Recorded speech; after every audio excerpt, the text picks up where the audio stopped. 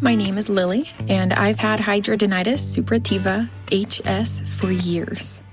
I finally found some relief since taking Cosentyx. Relief means I can show up more.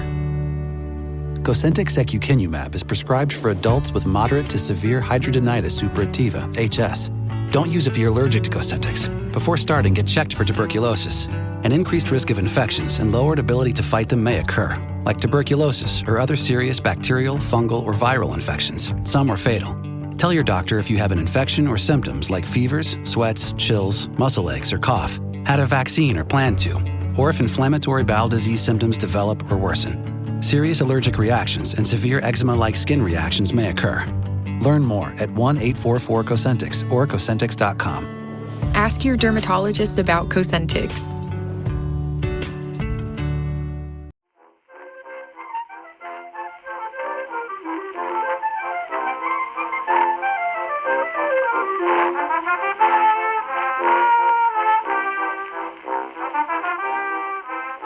To leave this podcast and go and get a train up to Cheshire to do the Alderley Edge walk tomorrow morning with Alan Garner. And Peter Hook. No, it's the other two, isn't it, that live near Alderley Edge? No. Gillian and... No, they live in Macclesfield. Oh, right. Yeah, outside Macclesfield. So I've been to there, and they do have tanks and light armoury and armoured vehicles on the premises. What, Gillian and Stephen? Yeah, Stephen's got a collection of attack vehicles. It's better than being passive-aggressive, isn't it? You just kind of... Just aggressive. Just buy a tank. Aggressive. Is he interested in World War II or something, or just armoured vehicles? Joy Division had quite a kind of they had a hinterland, contentious relationship with the... So at the weekend, at the Whitstable Biennale, or Biennial, both of which were used by one person when describing it. A nice event, to be fair, it was very nice. One of the events there was, I went to a really good, really interesting talk by Philip Hoare, and I went to another one with Olivia Lang. That was really fascinating. Yeah, and I also participated in the all-day public reading of All the Devils Are Here by David Seabrook. Oh, how did it go? Oh, God, it was such a strange but great event, as you would expect. Was anyone listening? So what happened was... well, no, listen, it was at the Whitstable Museum, in the courtyard behind the museum. And the day started at 11 a.m. with a panel of people who'd known David Seabrook at different times in his life. The filmmaker Paul Tickell, the writer Ian Sinclair, and a friend of his from university. And what became very clear very quickly is that Seabrook was every bit as idiosyncratic as you might expect, and that Sinclair said he'd met him in the 80s when Sinclair had a bookstall very near where we're talking now, in the old market, which isn't really there anymore, up at Angel. The Angel Passage? Yeah. So he had a bookstall there, and Seabrook would come, seek him out, and press pamphlets on him that Seabrook had written. Wow. And then more or less recite them to Ian Sinclair. And Sinclair said that All the Devils Are Here. He said bits of All the Devils Are Here. He can remember David Seabrook shouting at him in the 1980s. And I imagine that David Seabrook wasn't big on personal space either. No, indeed, as you would expect, like we said, he gives you an ear bashing, gives the reader an ear bashing they'll never forget.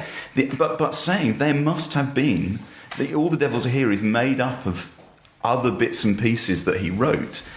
Where those might be now, nobody seems to know. Where the manuscript of his third book might be, nobody seems to know.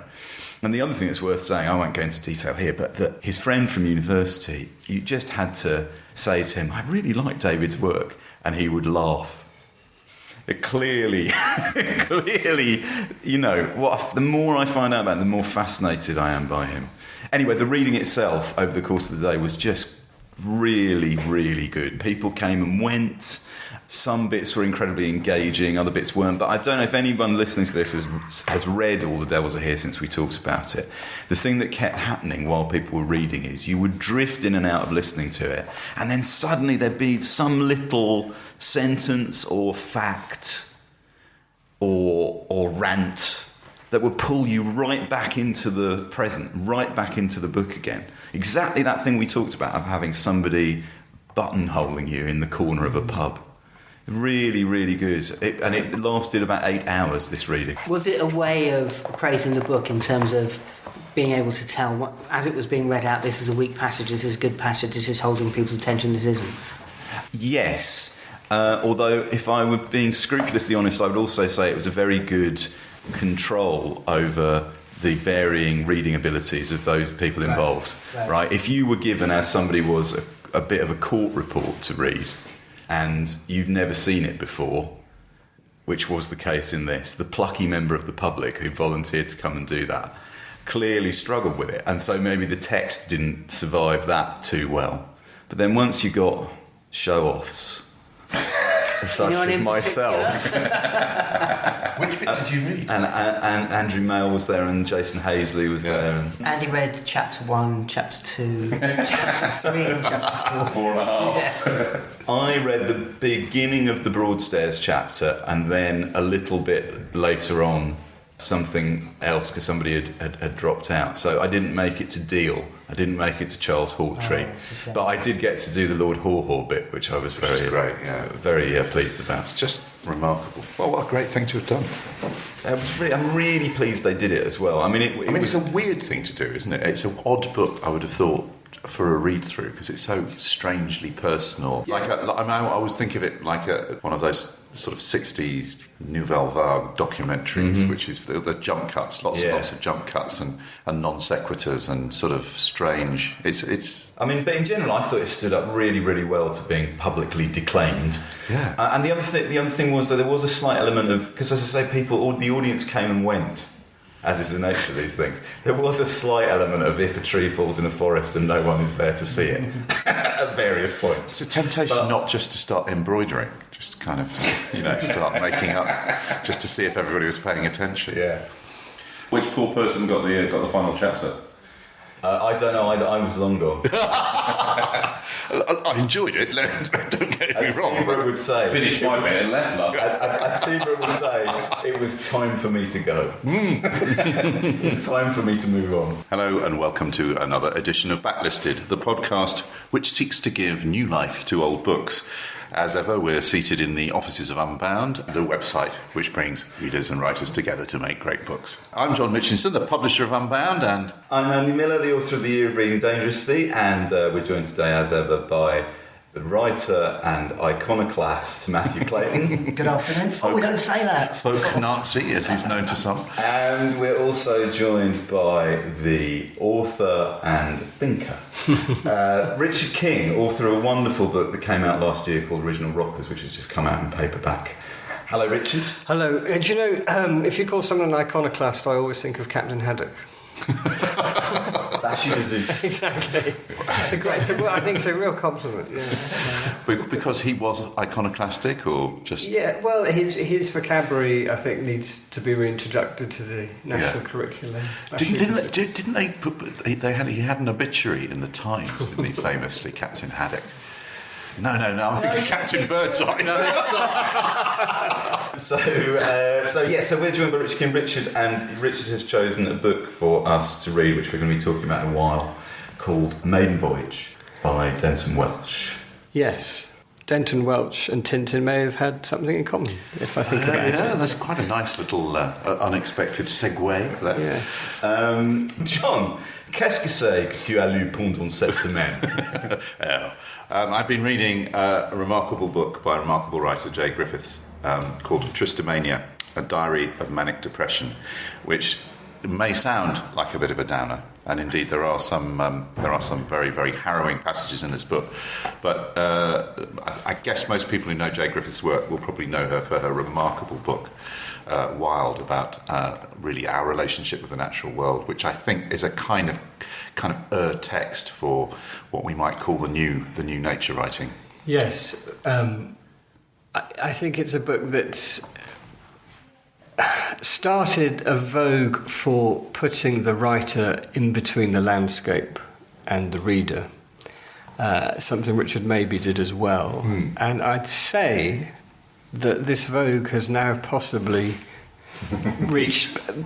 verged on the unfashionable now. Yeah. I think too much nature writing is memoir and autobiography and a nice long walk. Yeah.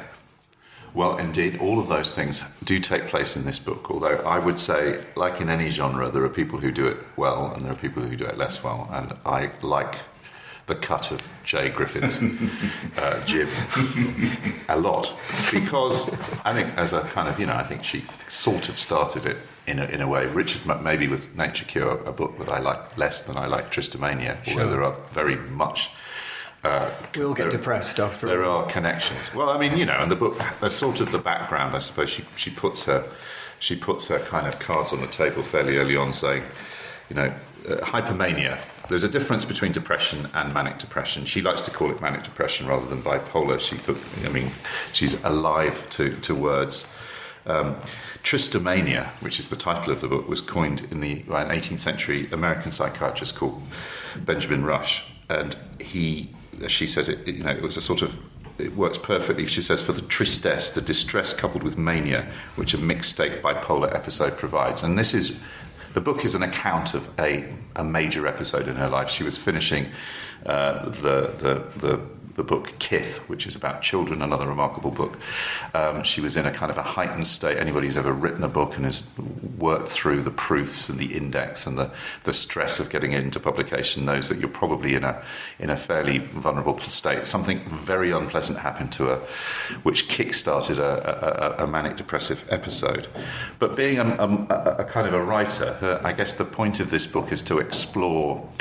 She writes at one point a rather beautiful way. She says, depression is like an octave played below reality. Mania is an octave played above. Mm-hmm. And she writes, in a way, the book is more about the mania than it is about the depression, which I think if you were going to get kind of artsy-fartsy about it, if The Noonday Demon by Andrew Solomon, which I think is probably the great modern text, our version of the Anatomy of Melancholy about depression, if that's like a sort of 19th century symphony, this book is definitely a kind of a chamber piece, a late Beethoven quartet. She gets very, very sick.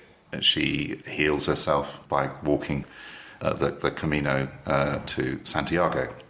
And in its baldest kind of way, that is the journey that she takes. But the brilliant thing is that she writes, I think, more accurately about that sense of the connection between trying to take the most complex psychological states that you find yourself in.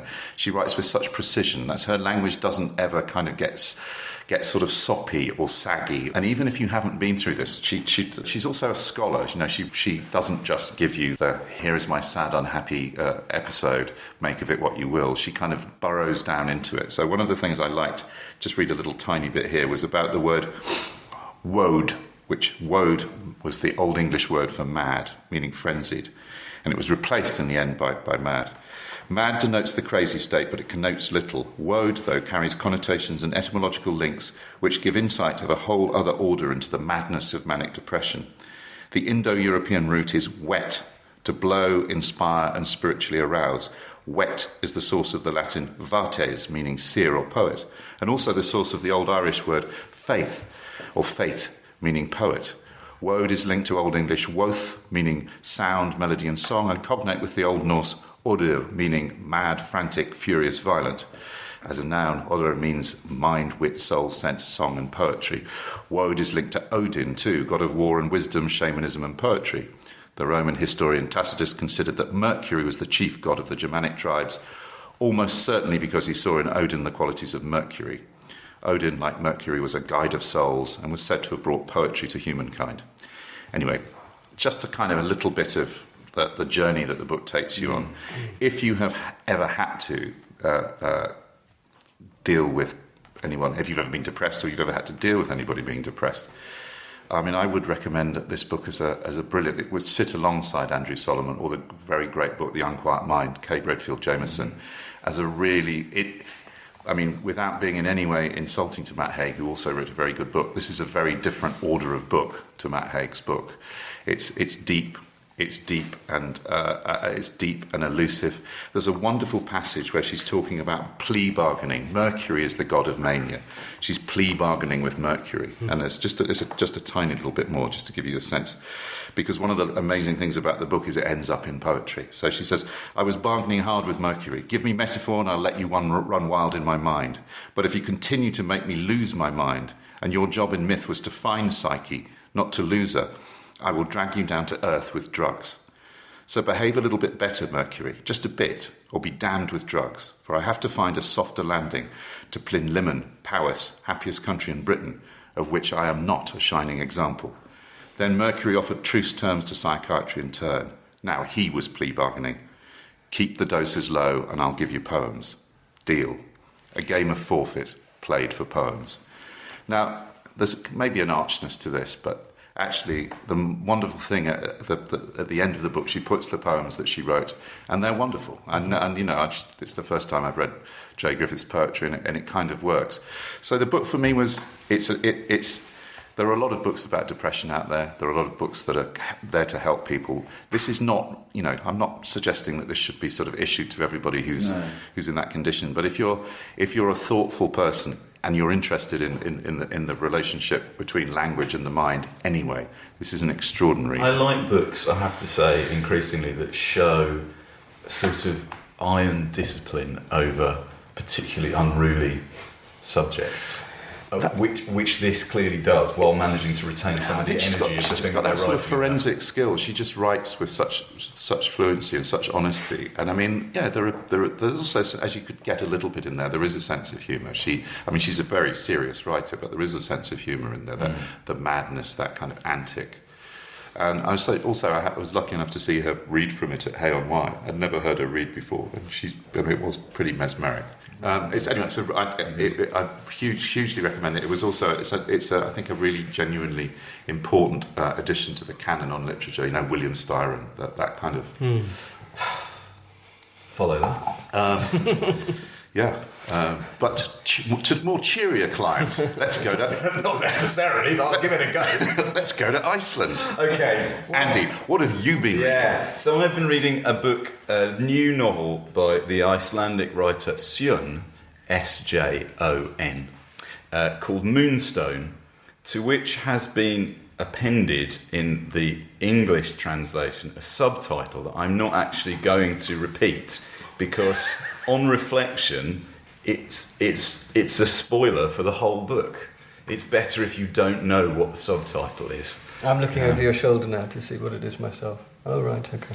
You see what I mean? Yeah. You know, that's the twist. I'm looking at it and wondering what that adds. Do you think novels should have subtitles? Sure, why not? Sometimes, maybe. There's a lot of shrugging, nodding, shaking of heads going around. I hate when it says, I've always hated a novel. A novel, yes.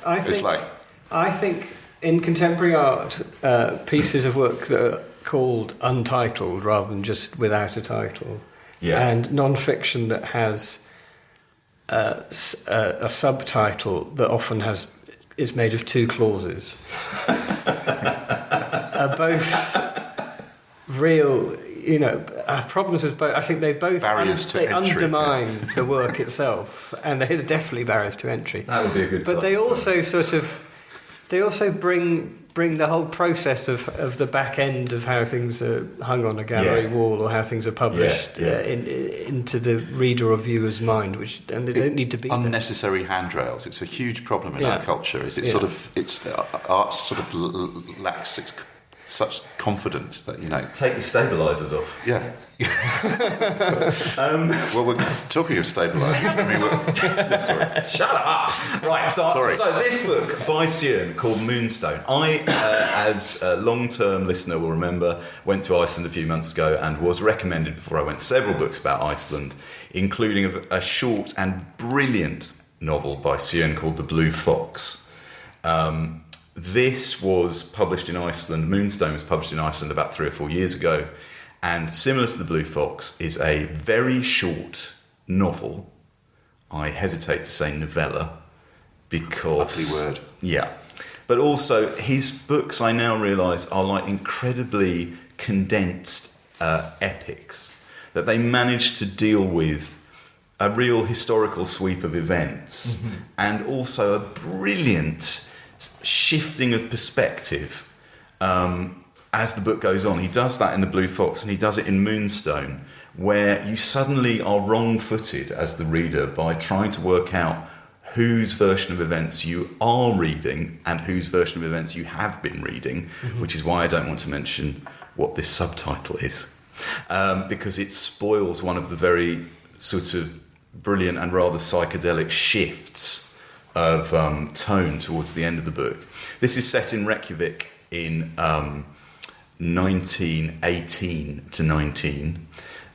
It's based around the early days of Icelandic cinema, and it's also based around the arrival of Spanish flu in Iceland. And it sounds like you just pick 3 random subjects. I know, but that's therein lies the genius of it.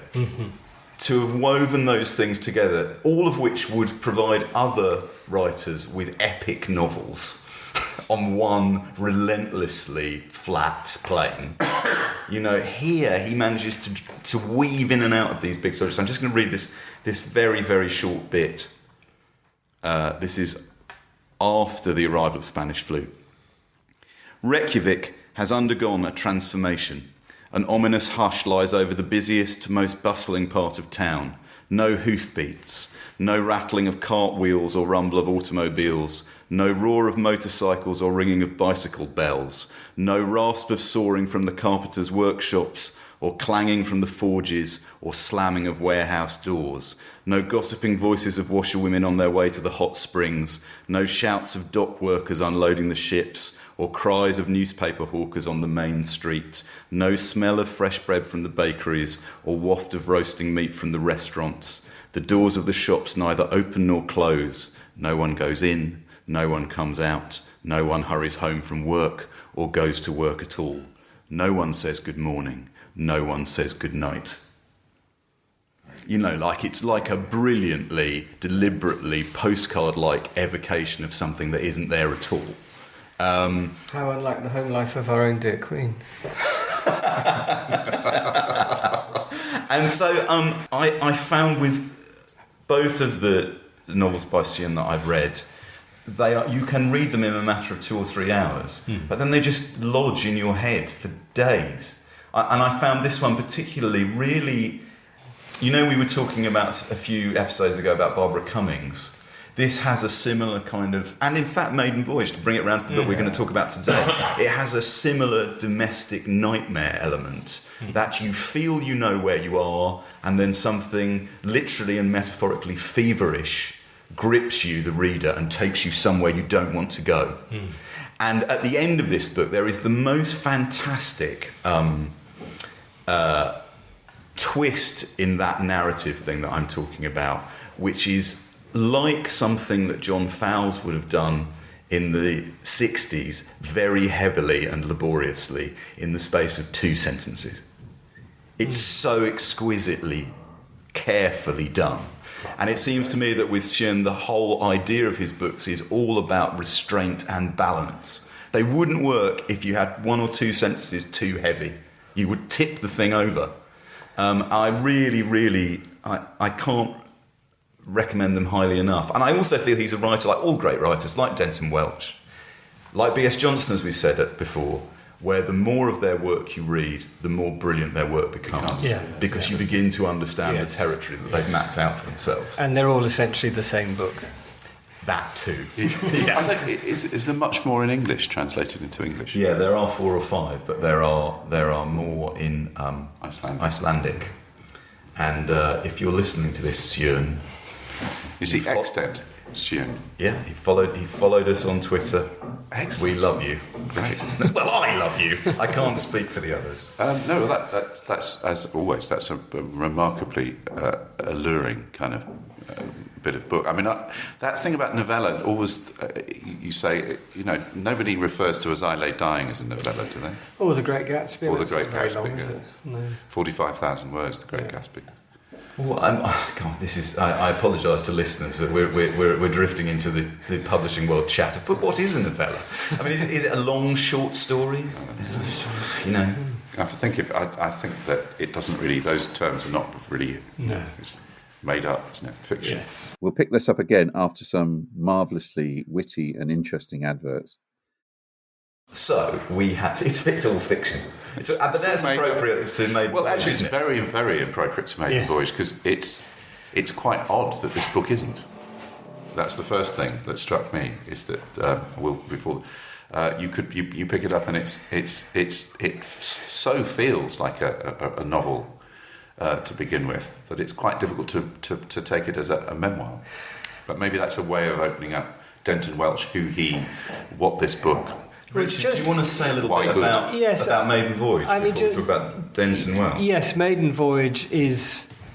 John's point about how or why you'd need to categorise it is very germane because I think some people have read it thinking it's a straightforward autobiography. Some people have read it as a piece of fiction. I think it not only does the subject but the way in which it's written map its own world and fall through lots of cracks, deliberately so. We've all read lots of books where we're aware that there's something uncanny happening between the author and the world around him. There's a very lovely looking copy of The Rings of Saturn on the shelf behind John. Most of the books I've read in that idiom tend to have been written by people who have lived quite heavy lives. The Rings of Saturn, of course, starts off in a hospital bed. This is a book which has that sense to it, but is written by a young person. And there is something rather overwhelming at the surface and then being submerged again throughout this book, where the youth overwhelms the author, but he also appears to be so old beyond his years, and there's a self-consciousness throughout it that borders on the confessional, and there's always this sense that we're actually going to have the reveal of what's actually going on, and it never quite arrives. That's very good. I mean, I think I should just do what we do in Backlisted and read. I've got an old, lovely old Penguin edition of this. The blurb on the back is actually a biographical note about Denton Welch. The blurb here is on the inside cover, so I'm going to read the blurb. It says, and I have to say, I'm going to say this in advance, I read this earlier and thought, God, I wish blurbs were like this now. Okay, here we go. In her foreword to Maiden Voyage, Dr. Edith Sitwell describes Denton Welch as, quote, a born writer. And it was by the publication of this, his first book, that he achieved his place in English letters. The opening chapters give an account of his last term at a public school and of his running away on the day he was to return there. After that, his father, who was at that time in China, wrote suggesting that his son should go out to join him. And so it was that he went to a country whose atmosphere could not have been more suitable for his inquiring and unusual mind. He observed everything, missed nothing, and deliberately involved himself in every variety of experience. And he records it all here, the events, impressions, and sensations of his maiden voyage, with amazing frankness and simplicity. That's really good. It's pretty good, isn't it? I have an extract here from his final days at public school. Shall I read that? Yeah, please. To give a sense of his tone and indeed his the self-consciousness we mentioned. This is chapter 9, the beginning of chapter 9. One cold morning, the whole school stood on the field where the monks had once had their tile kiln. We were waiting to be marched off in companies to Willington. We were going to have a field day. I looked to see what my rations were. I found an apple, a pork pie, and a bar of chocolate. The shouted commands rang out excitedly in the clear, biting air, and I felt suddenly thrilled, as if our pretence at soldiering was serious and heroic. There was nothing serious about our railway journey. Some people expressed themselves by ordering coffee with 2 lumps of sugar wrapped in paper, just as if they were independent citizens and not schoolboys. But others seemed to want more scope. One unfortunate in my carriage had his trousers taken off and chewing gum rubbed in his pubic hair. He screamed a lot, but I think he really enjoyed the publicity. I'm going to just very quickly add to that. There's a wonderful bit when he leaves his school for the last time with his brother. I think this is legitimate because what we need to say about this book, that it has, being able to tell you what the plot is, it's almost impossible to tell you what the plot is. There's no meanders. It meanders. But the style in which it's written is everything. Yeah. And there's a part here, I just want to draw attention to specific words that made me occasionally laugh because I thought they were so perfectly chosen. So they're on a train, moving away from the school. We ate our breakfast flippantly, knowing that we would have our real meal on the train. My brother with 4 others had chartered the ancient Rolls-Royce to take us to the station. It swayed rakishly like an enormous perambulator. I looked out from its dark felt and leather interior and said goodbye to everything at once, to the houses, the trees, the hills, the boys, the masters, to the lovely church and the sore red gymnasium. As we rocked past the village cross, we saw with amazement that the ball had been broken off the top. It lay at the foot of the steps amongst thick white pieces of broken crockery. Someone had evidently tried to crown the cross with a chamber and the top had broken off. We gave mock groans to show what a dreary old joke we thought it was. I secretly thought it very daring, but was furious that the ball had been broken off the cross. I was glad to know afterwards that it had fallen on the toes of the vandal and it had crushed them black and blue. It was thrilling to be in your own clothes again, to feel the softness of the collar and to be hatless. I mean, John, did you enjoy reading this? I've got another. I'll read it in a minute, just because I can't remember page by page. I think it's just a remarkable.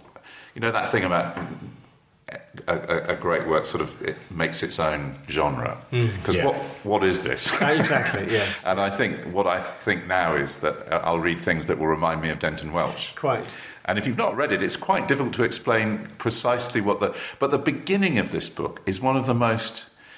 It's just one of the most remarkable sort of it almost has that sort of Dickensian, slightly kind of trippy, where he decides he's got £5 in his pocket and he goes to Salisbury and then to Exeter and then walks to Budleigh Salterton, and you're acts. First of all, the character within the book, it seems to me, acts almost exclusively on impulse. He does, but then he's recalling with brilliant clarity the emotional process that has caused that behaviour. Which reminded me of sort of almost like a sort of modern Copperfield or Pip. I mean, there is that, but all those Dickensian characters come from, they don't come from this position of privilege and wealth, and it's his self-awareness at where he's coming from. And his desire to go and look at cathedrals. Yes. It's this sort of precocious and 16-year-old. Yes. And so it's really benefited him, this education, this position he's in society, but he really reacts against it with every footstep away from the school and every wander around the cathedral. And he's so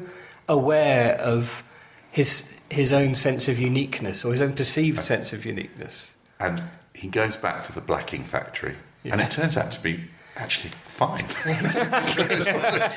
think, you're dreading him going back to school. It's fine. But actually, he's a bit of a hero. Yeah. And everybody treats him really quite nicely. Yeah. It's a very, very peculiar and strange and addictive book, I think. I absolutely loved it. Thank you, Richard, for making us read it. I absolutely loved it. And the book, it reminded me of several books. But they're all books that it strikes me that are not necessarily easy to read, but which once they are in there, sit in your head for months and years afterwards. I read last year Stevie Smith's novel on yellow paper. It really reminded me of Novel on Yellow Paper. Yeah. That it has that same kind of, I am writing with almost insolent selfishness about the things I want to write about. Yes, and there's an investigation of sexuality in both. But it also has that really Huysmans-like compulsion to meticulously catalogue everything, to pick up every precious object be it an antique or a thought or a feeling, and describe it accurately to find it and then set it down again without breaking it. It's so careful. So it made me think that Chatwin must have been a Denton Yes, Welch absolutely, fan. yes. Well, I first heard of Denton Welch through reading Modern Nature by Derek Jarman, which I think is the nature book that doesn't get mentioned in all these litany of, one of the best books about landscape and written by someone who could actually do some gardening, and lived in the middle of nowhere. Yeah. So this extract from Modern Nature: finished my breakfast on the sofa, covered by my grandmother's old travelling rug. I read Denton Welch's memoirs, crystalline descriptions and acute observations. I wish writing came naturally to me. Now, there are a couple of things going on here. One, talking about grandmother's old travelling rug is pure Denton Welch. This fetishisation of the object and the heirloom and having a sense of the sort of hinterland of where the object came from. Secondly, I don't know if you've seen the films Jarman made for Marion Faithfull's Broken English. Black and white films, not really videos. So when we're talking about that, this is early 80s, isn't it? Very end of the 70s, early 80s. Yeah.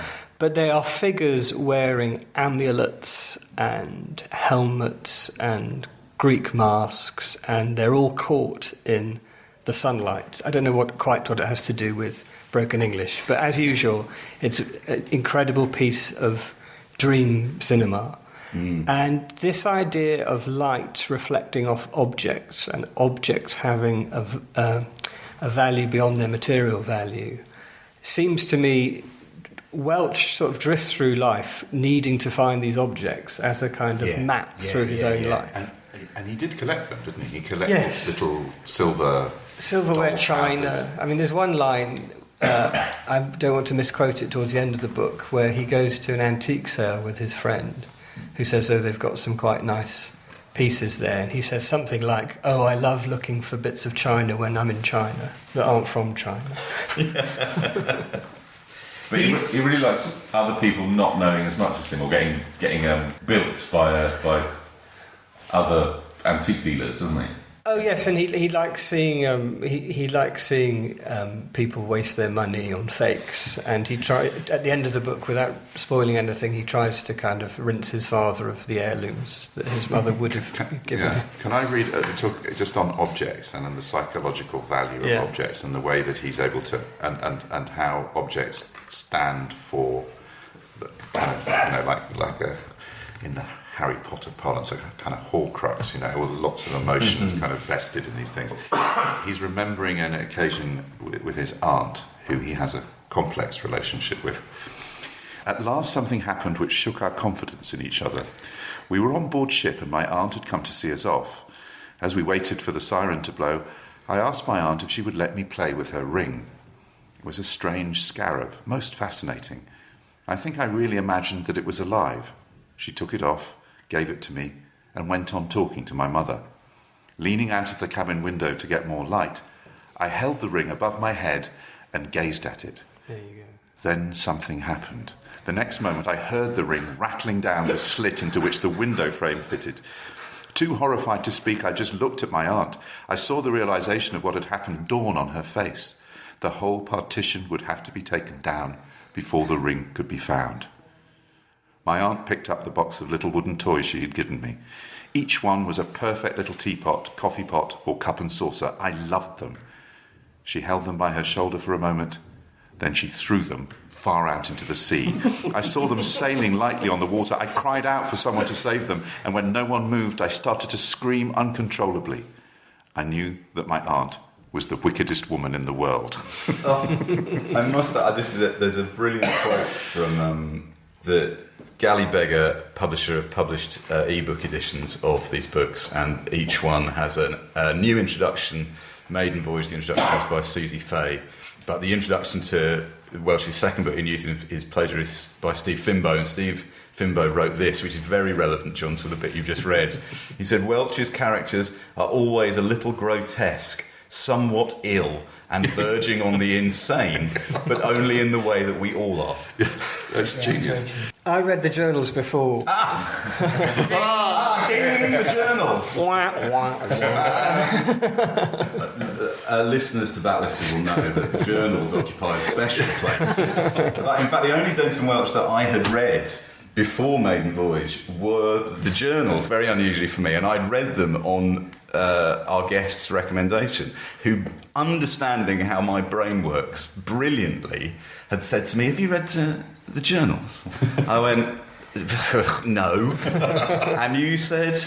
I said something along the lines of, they are as if a Stanley Spencer painting could come to life. Oh, lovely. I received a copy for Christmas immediately. They're wonderful. I have just a couple of very short sentences by Welsh's standards here from the journal that I think really evoke that. This is from 1943. A woman on a chestnut horse has just ridden by, looking romantic against the background of steel blue shallow hills and bleached cornfields. The sky is thickly clouded, heavy with rain that won't fall. I've eaten chocolate and cherries and read 2 stupid short stories by Somerset Maugham. I would like to build a tower here on the top of this hill with 3 stories, a kitchen and living room on the first, a bedroom and bathroom on the second, and a gazebo and workroom on the third. Perhaps on top of that, pillars holding up a lintel, but no roof. I would like to lie in the tower quietly forever. That's great.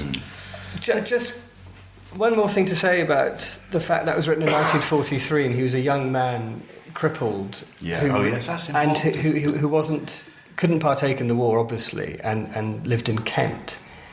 If you think of war novels, war literature, wartime literature, so Hangover Square was 41, I think. Nigel Bolton's, the one we did recently, was 41 as well. The Green novels, Brighton Rock, leading up to the war. Yeah. And, Brighton's not that far from Kent. Yeah. They're all full of, I don't want to say spivs, but you know what I mean. Yeah. They're down-at-heel people. They're people who are living fairly sordid lives. And it's rare. It's not rare, but it's wonderful to see the country and the countryside especially described by a young man during that time with such wide eyes, and the cynicism of war is lacking entirely through these journals. Can you tell us a bit about Denton himself? Well, I was just going to... Andy's going to do that. I was going to do that. Andy, can you tell us a bit about Denton himself? So I'm just going to read this biographical You're sitting note. comfortably, children. Here we go. So Denton Welch was born in Shanghai in 1915, the youngest of 4 boys, to a wealthy British-American family. After leaving his English boarding school, Repton, Welch decided to follow his dream of becoming a painter and studied art at Goldsmiths in London. The physical injuries sustained in a cycling accident in 1935, however, saw him increasingly turn towards a hitherto secondary interest, writing. When Welsh's debut, Maiden Voyage, was published in 1942, it was an instant literary sensation. Quote, "I have been told that it reeks of homosexuality," wrote Winston Churchill's secretary. "I think I must get it." This was followed by In Youth is Pleasure in 1945, and after his premature death from spinal tuberculosis in 1948, the publication of his unfinished masterpiece, A Voice Through a Cloud. Quote, "If any writer has been neglected, it is Denton," wrote William Burroughs in 1985. But Welsh is also a writer who has attracted a firm coterie of admirers ranging from Auden to Alan Bennett, Edith Sitwell to John Waters. And then there's a quote here by Edmund White that I would like to also draw your attention to. When I was reading this, I said it reminded me of Huysmans, said it reminded me of Stevie Smith, and it reminded me of somebody else, and I couldn't put my finger on who it was. I knew that I really liked it, and I was thinking, what is this? I can't quite... Anyway, and then I found this quote from Edmund White. "Denton Welch is one of those mysterious writers who are always interesting. The more his world is reduced to a hospital room and a handful of human contacts, the more fascinating he becomes. It is the precision of his observations, the fierce but gentle strangeness of his personality, or his love of nature that captivates the reader. Like Jean Rhys, Welch has the power to generate interest out of even the most meagre materials. He had this gift from the beginning, but suffering and illness refined it into a white-hot flame. And the thing about Welch, which, I mean, I just want to read everything by Denton Welch now, is that as his career goes on, his horizons literally become more and more limited. That he can, first of all, he can't leave the house very often. Then he can't write much. He can write 2 or 3 sentences a day. So to be able to summon up the energy, not exactly to write, but to recall, yes, and with such precision, as mentioned by Ben White there. And I think that sense of isolation that was precipitated by his illness and that sense of being confined allowed, and to only have his own source material, his own life as source material to dwell on, allowed him to write about his sexuality in a way that I think at the time definitely caused ripples, but also there's a wonderful uncertainty about it. I mean, obviously, he's in the way that Spencer admired men's bodies in the paintings of Crookham and loved flesh. For Spencer, that was an act of faith and born of religion. But in Welch, it's similar, but coming from somewhere very different, and is very rarely resolved. The sort of homosexual almost encounters in Maiden Voyage are extraordinary. They really are. They are amazing. And the fact that they're used in a kind of, there's an ebb and flow of them, which actually within the novel, and the thing that's so interesting about this book is that you've talked about, John and Richard, you've both talked about the extent to which this has some relationship to nature writing, that it has, there's the idea of going out and looking at things, being part of the countryside, but it also has a very contemporary auto-fiction thing going on, where you use fiction and you barely change the names or events, but you use fiction to tell the story you want to tell, which of course you could say you could do in a memoir, and yet this doesn't feel like a memoir, does it? It feels like a novel. It feels like a book written by Denton Welch. I mean, that's the absolute truth. I mean, that's what because we say, I mean, it meanders. You don't know where it's going. It sort of stops. It's not. There's a great quote by Alan Bennett. I'm just trying to. One of the things I love is the idea that you go from Edmund White and Burroughs and Brian Gyson, who also really liked his work. But then Alan Bennett says that reading the journals, he says it's a script for a documentary by Humphrey Jennings or notes for a film by Michael Powell. And that's sort of true. It's the same. And you think you have got that Jennings, you've got Jennings, Michael Powell, you've got that kind of Stanley Spencer, you've got that incredibly English dream vision. But also, and Jarman, which I think, but then you've also got this kind of American sort of sensibility as well, which sort of goes into beats I want to ask into Burroughs. I've got a tenuous link for once. I'm going to ask you assembled experts, which influential figure on the punk rock scene said the following of Denton Welch. Denton Welch is not many of them read, so that narrows it. Okay, exactly. Wait till I give you... Not Sid Vicious? Denton Welch is like a British baby Proust in his astounding grasp of his own usually mundane experience. Nothing much happens in his books, but the most wonderful writing. Can I say John Savage? It's not John Savage. It's definitely not Tony Parsons. I'll give you a clue. It's an influential American figure. Richard Hale. It is Richard Hale. Brilliant. Yeah. Well, actually, yes, that makes sense. But that's that Burroughs sort of Warholian kind of. And Richard Hale ran away from his boarding school. Did he? Yes. With Tom Verlaine. Yes. And Verlaine, I was just about to say Verlaine and Rambo. That's all part of the same. Yes, exactly. Stew. There's a lovely. I did find one lovely John Waters quote also about the journals, which is so precious, so beyond gay, so deliciously subversive. It's enough to make illiteracy a worse social crime than hunger. By John Waters. No, thank you. But for me, it reminded me of what I was like as a teenager. That feeling of you're on kind of tenterhooks constantly. And being convinced that everybody's laughing. Can I just say, if you've ever heard... Really true, just on pure writing, this is Victoria Station in the evening, but listen to this. Victoria seemed like a dark, cloudy aquarium where great black eels wriggled swiftly in to swallow up mouthfuls of small, eddying fishes. From the crowd, faces glanced up, pale and floating, like spirit pictures. Just incredible. great, isn't it? That's... And don't you think, John, it's, as you say at the start of the book, he goes on this, he is trying to leave himself and leave everything. And it's the journey, the Maiden Voyage is the journey back from that first point of departure. And the fact he's run away and has had to come back, he's almost seeing everything through a runaway's eyes. For the first time. Yeah. It is border on surrealism, and it was, that thing of I think Alan Bennett talks about him being, against drabness in all its forms, and his kind of feel for colour as well. Which extraordinary chapter where he drags up as well. He's always running away from places because he can't bear it.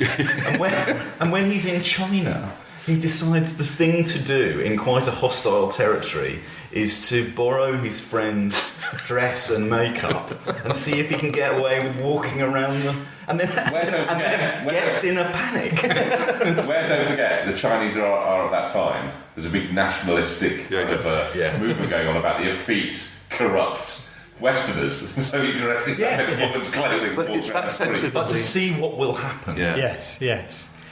But it is, a lot of literature has these moments of rupture and these moments of violence interspersed with the mundane. But they're often, if you think of, something like Kathy Acker or a lot of those 80s sort of semiotics authors, there's a kind of punkish violence to it all. But in this, they're over-freighted with significance. Yes. Whereas the thing about Denton Welch, the disorienting thing is, you don't really feel like you're in the grip of, I have some things that I want to tell you and I'm going to dress them up in a story.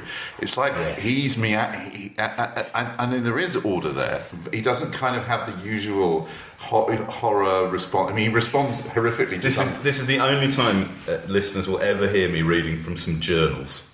But I must just read this. I thought this was so wonderful. This is 19th of September 1944. Yesterday, Eric, who was his lover, Eric and I went to the dentist in Sevenoaks, and while I was sitting in the waiting room with him, I idly turned the pages of Vogue and suddenly came on my own face there in the March issue. Then I went out and bought hair stuff, and when I came back, Eric was waiting with his tooth pulled out and looking a little strained. We sat in the public gardens, Eric spitting blood a little into the flower beds. Then we walked up to Applin's and Eric had only green salad whilst I had Welsh rarebit and tomatoes and cake, with imitation cream and coffee. I thought again of our snug place in the leaves under the fallen tree, looking out onto the rising hill with the smoky curtain of rain falling into the stiff, still green bracken, and the curious high squeaking of some solitary wood pigeons and then their gurgling coo.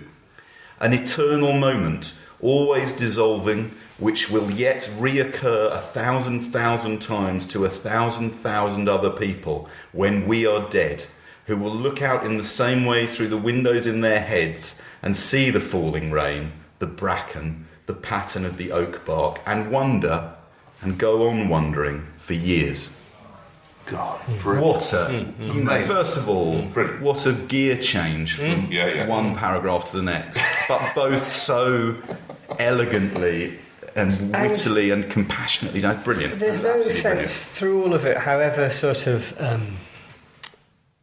whatever the sense of sort of hijinks at times. I think that passage you've just read proves that it's never really contrived. No, it's not played for laughs. Yeah. And it's not camp. It's not. He has no self-pity. No, there's never any self-pity at all. Even in the bits. That was the thing that's so remarkable at the start of Maiden Voyage. You're expecting him to. I think that Richard Hell description, that baby British Proust, that is very good. Actually, I think that's accurate. I don't think I've read a book that's had so many sentences starting with the first person singular though. No. I. Well, that's his subject, right? Sorry. Matthew, do you have any link, however tenuous, to this discussion? I've got a tenuous link. Of course I've got a tenuous link. So my tenuous link is what? I'll ask this to you, Andy. What is the tenuous link between me, the editor Matthew Clayton, and this book, Maiden Voyage? Hazard a guess. You went to Repton. Hazard a guess. Did you do a book on Herbie Hancock? No. The editor, Matthew Clegg, is that a clue? No, it's not a clue. Denton Welch was in an early lineup of Fairport convention that you saw as a child. Very early. So what it is, No, no idea. there's a wonderful bit in it where he goes and stays at his uncle's house. And in his uncle's house in Sussex, I think it is.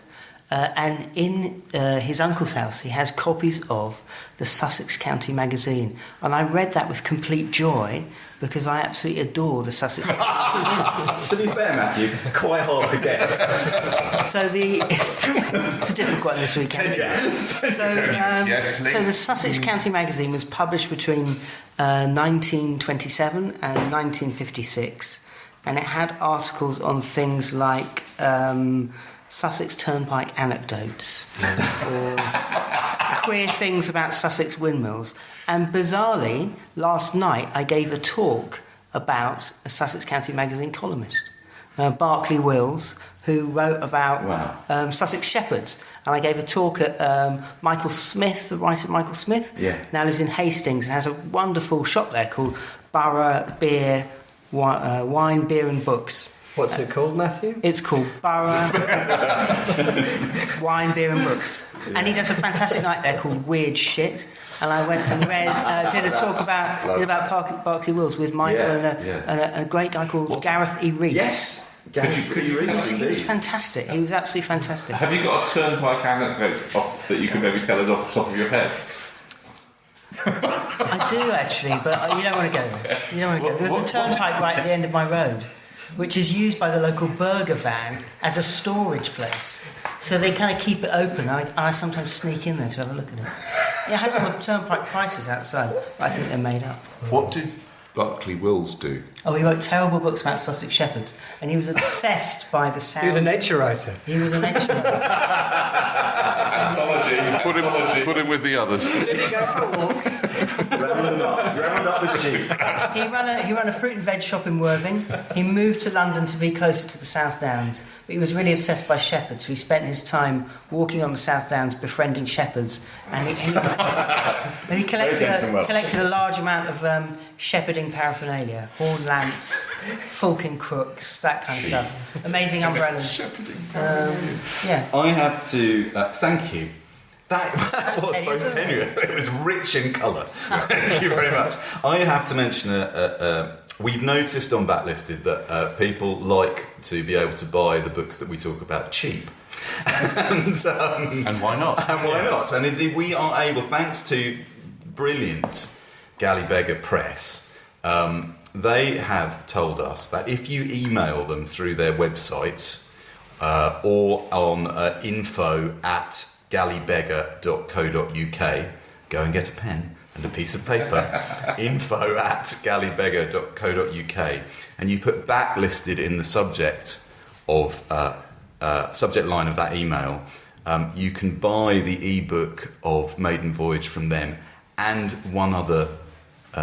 They will then give you one other Denton Welch book for free.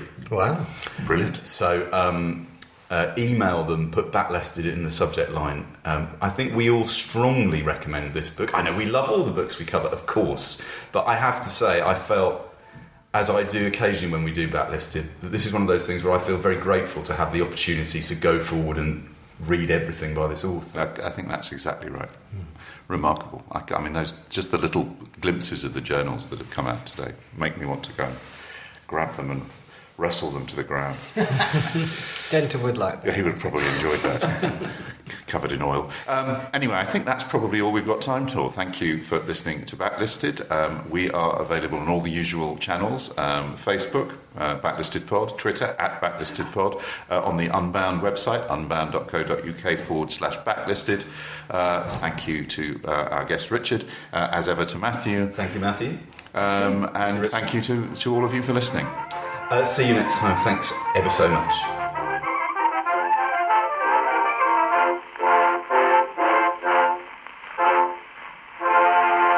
If you prefer to listen to Backlisted without adverts, you can sign up to our Patreon.